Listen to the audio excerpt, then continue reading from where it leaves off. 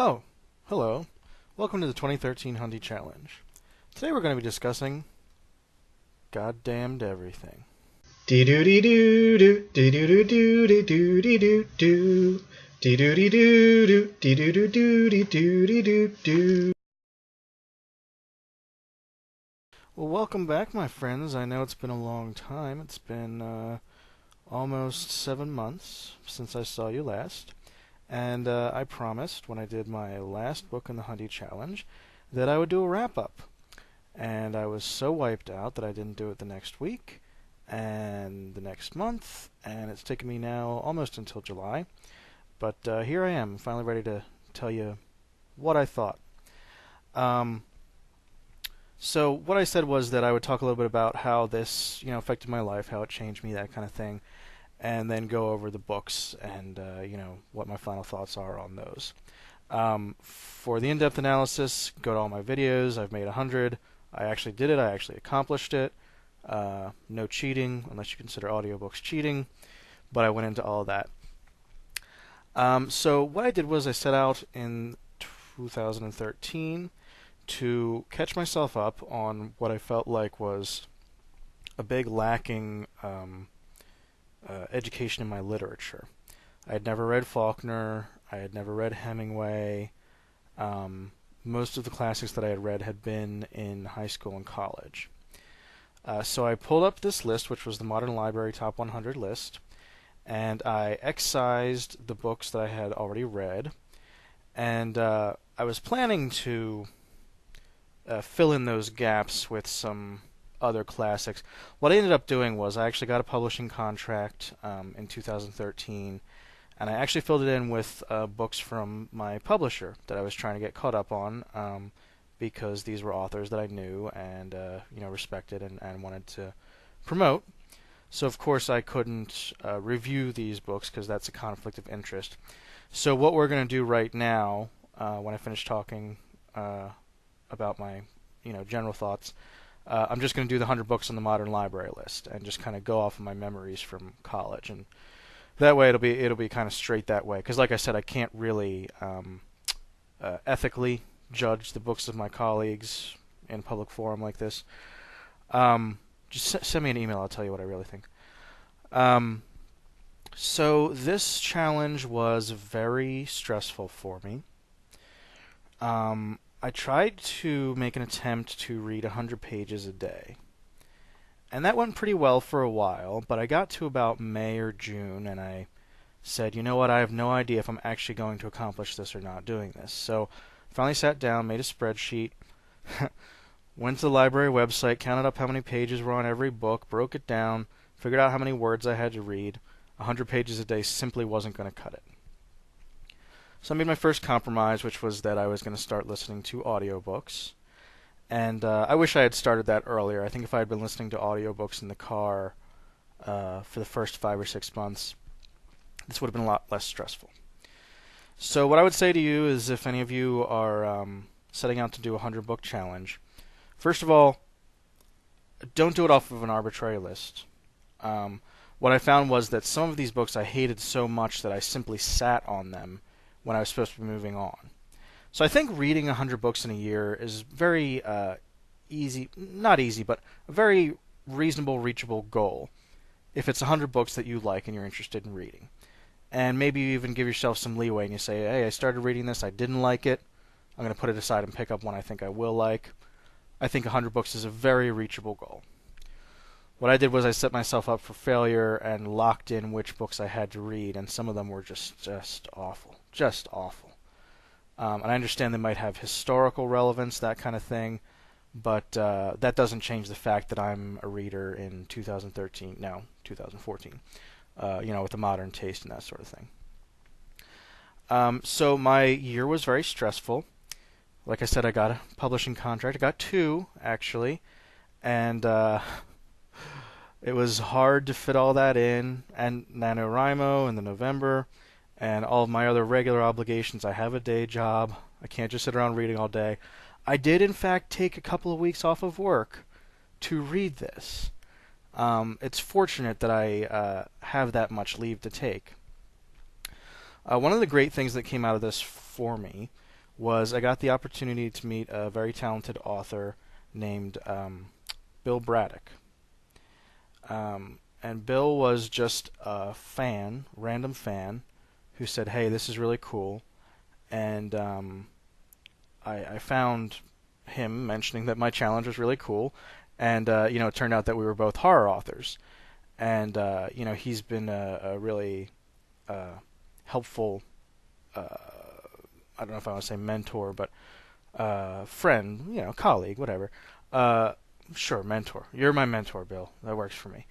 And it was really gratifying to get to meet somebody that way, who admired me, and then I admired him in return.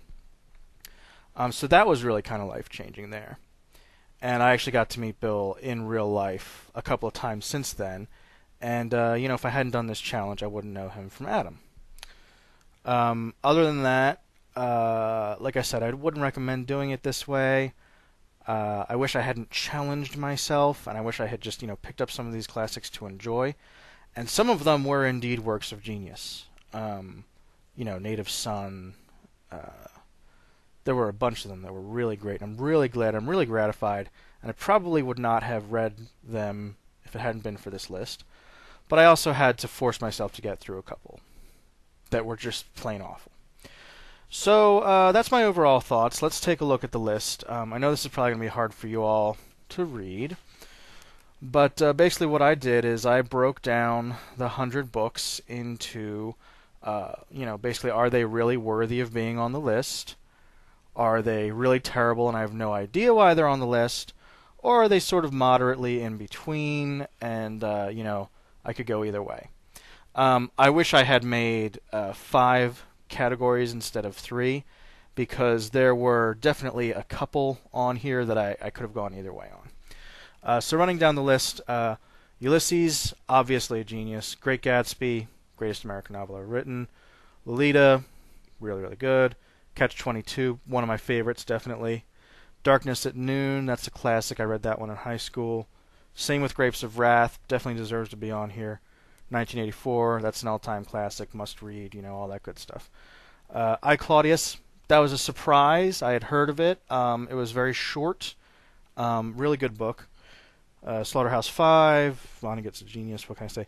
Invisible Man, this is one of the ones I would not have read if I hadn't done this challenge. Really, really, really, really good. But compared to Native Son, pulled a couple punches. Native Son was like just like being beaten, just like being hit in the gut. Passage to India, that one was really good. Animal Farm, that's right up there with 1984. All the King's Men, it was kind of a political thriller, probably the most political book on here. Not a thriller. It was kind of a political satire, if you will. Heart of the Matter, yeah, that was a pretty good one. Lord of the Flies, read that in high school. You've probably all read Lord of the Flies. The Sun Also Rises was not as good as A Farewell to Arms, but after this I do understand why Hemingway is considered a genius. I had sort of poo-pooed Hemingway. Now I've read 2 of his major novels. I'm impressed. I'm very much impressed. The Secret Agent, Joseph Conrad's always good for a book. Nostromo might be one of the greatest books ever written. Ironweed, that was the most modern book on this list. I think it was like 1983. So you can see where kind of their prejudices lie. They didn't do anything from the 80s or the 90s other than that. But actually a pretty good book. Kind of like dispelled kind of the myths of the 30s hobo lifestyle, that kind of thing. Sons and Lovers, that was one of the ones that I was in between good and okay, but that was really good. I think it was really good, D.H. Lawrence. Postman Always Rings Twice, quick read, kind of a classic noir. Tropic of Cancer, not for the faint of heart. One of probably that or Portnoy's Complaint was one of the dirtiest books on this list. Naked and the Dead, that's a must-read. Norman Mailer, World War II. Portnoy's Complaint, also very, very dirty. Very much about Jewish identity. I would say that's a must-read for members of the tribe. Pale Fire, that was another one I was a little iffy about, but it wasn't a a really smooth read, but clearly there were some genius things going on. Light in August, that was the only Faulkner Faulkner book that I actually enjoyed. That was a good one. On the Road, one of the best. Maltese Falcon, classic noir. Death Comes for the Archbishop. I was impressed by how much I liked that one too. From Here to Eternity, I read that during Pearl Harbor week, and that was about the attack on Pearl Harbor. Catcher in the Rye, yeah, maybe I'm a phony, but I put it on here. Clockwork Orange, pure genius. Read the book, don't just see the movie. Read the book. Of Human Bondage, I was a little on the fence, but that was actually really a philosophical book. Really impressive. Heart of Darkness, again with the Conrad. I've probably got a soft spot for Conrad. He's my, great uncle or whatever. A High Wind in Jamaica. That was, what'd they say? That was like Lord of the Flies, but for intellectuals. A Farewell to Arms. That was a really good Hemingway. Scoop. I wasn't so sure about Evelyn Waugh. That one was pure genius. Just a satire of the media. Finnegan's Wake. I should have made a fourth category for this book entirely. But I have to come down on the side of Joyce was history's greatest literary genius. And the fact that I didn't understand this book, a single word of it, falls on me. Kim was really good. Late Kipling. Brideshead Revisited. It's alright, but, it was good enough I moved it up onto the good side. It was kind of about alcoholism and the fading British gentry. Lord Jim, another Conrad must-read. Ragtime, that was a really good political satire, too. Kind of about the 30s, the red movements, the black movements, I guess I should say, because it was the anarchists. Midnight's Children, I think that was the only book... there were a couple of books about India. I think that was the only one written by an Indian, or I guess a Pakistani more accurately, but it took place during the breakup, that kind of thing. And it was sort of like what they call it, magical realism. Tobacco Road, that was kind of a satire of the South. I almost took that as like a satire of the kind of Faulkner crap that I've been reading up till then. Sheltering Sky, that was one I never heard of, about North Africa. And Sophie's Choice, everybody's probably at least knows it by reputation, if nothing else. Moving on to the ones that were okay. And some of these, like I said, I just couldn't... either I was on the fence or I just couldn't bump them up to, yeah, this was truly one of the greatest books of the 20th century. Portrait of the Artist as a Young Man, very early Joyce, but I didn't see anything in it that was so, like, genius that harkened to Ulysses or Finnegan's Wake. Brave New World, very disappointing. I was supposed to read that in high school, and I didn't, and it was terrible. I mean, it wasn't terrible enough that I hated it, but it wasn't that impressive. The Way of All Flesh, that was actually a pretty good one. Kind of actually written in the 1860s and a religious satire. An American Tragedy, yeah, that one's pretty good. A little bit too long, but it was, murder, not a murder mystery, but a murder procedural, I guess you would say. The Heart is a Lonely Hunter, that was a very touching one, about a deaf guy and a little kid, and that was pretty sad.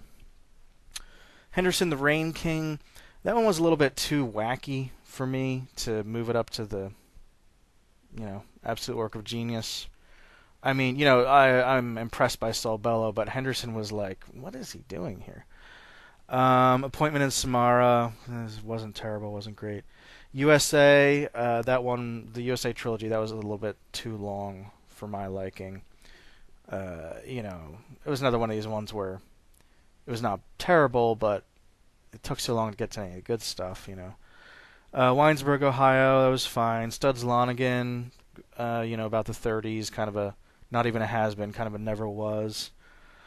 Sister Carrie, I remember my friend Bill, who I mentioned earlier, considers that the most boring novel he's ever read. I didn't think it was that bad, but,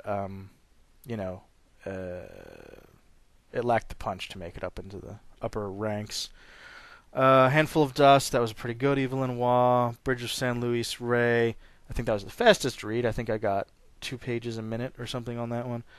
Howard's End, that's pretty famous, but, nothing genius. Go Tell It on the Mountain, that was pretty good. Didn't quite get the bump. Deliverance, that was pretty good. That was also one of the more modern ones. Dance to the Music of Time, that was a 3,000-page tome that I can't even justify spending that amount of time. Just read the third book. That 800 pages or whatever is more than sufficient. The Rainbow, that was D.H. Lawrence. Not as good as Sons and Lovers. Actually, I think D.H. Lawrence might be the only one who made it on all 3 lists here. Good for you, D.H. Lawrence. Parade's End had its moments. Zuleika Dobson, that was pretty silly. Moviegoer, didn't really make an impression. Wapshot Chronicles didn't really make an impression. Main Street, that was a little bit of a drag. I get it. Yeah, Main Street drags you down, and they just kind of kept hammering that point home over and over and over again. A House for Mr. Biswas, that was a little bit of an unusual one about, what was it, Trinidad. That was pretty good. Day of the Locust was kind of a Hollywood satire. It's okay. The Prime and Mrs. Jean Brodie, that was a really short one about, it's kind of like an early day Dead Poets Society. Room with a View, that was alright. That was Ian Forster. Adventures of Augie March, that one I remember being a tougher read, but not bad. Angle of Repose, a lot of that was boring, but it did have some really good, poignant parts. Bend in the River was alright. Alexandria Quartet, that was one I was on the fence about whether to make it bad or not, but, it wasn't that bad. Just a lot of boring shit going on. The Old Wives' Tale, I think H.G. Wells said that was the greatest novel ever written, in like 1850 or something. I can stand by that. It's probably the greatest novel ever written up to 1850. Call of the Wild, maybe that should get the bump. I don't think I've read that since like 8th grade. I don't really remember it that well. The Magus, that was kind of annoying, but it wasn't bad enough that it bugged the shit out of me. Wide Sargasso Sea, Under the Net, that was pretty good. Ginger Man, he was kind of this force of chaos. That was pretty good. The Magnificent Ambersons, that was, pretty good, but I don't think it aged so well. And now we get to the perhaps most controversial part of the program, which is the books that I think have absolutely no business being on this list, and whether they were historically important or not, I hated every minute of them. Sound and the Fury. Fuck that book. Under the Volcano. To the Lighthouse. I didn't understand a goddamn thing. That book was about 100 pages. I didn't understand a goddamn word. Wings of the Dove. That dude is unreadable. All of them. Wings of the Dove, Ambassadors, and The Golden Bowl. That guy, I get nothing out of his books. Tender is the Night. You would think from the author of The Great Gatsby it wouldn't be an ungodly awful book, but it was. The Good Soldier. Who fucking cares? What is? They sat in like a salt bath in Austria or something. Golden Bowl. As I Lay Dying. Fucking Faulkner. It's a good thing you wrote Light in August. Point Counterpoint. That was Aldous Huxley who wrote Brave New World. And then he wrote this garbage. I gather it was like really incisive if you're really familiar with like philosophy in the 1920s. Women in Love, that was the D.H. Lawrence that just didn't do it for me. Age of Innocence, House of Mirth, I did not like Edith Wharton. Death of the Heart, and Loving, that was another one of those ones where couldn't get 2 words out of it. Well, ladies and gentlemen, thanks for sticking with me this past year. Thanks for sticking with me for this almost 20-minute video. I'll try and cut it off now. I think I've said everything I had to say, except thanks so much for sticking with me through this odyssey. And, hey, it's been life-changing. It's been great. Thanks for seeing me through it. Take care.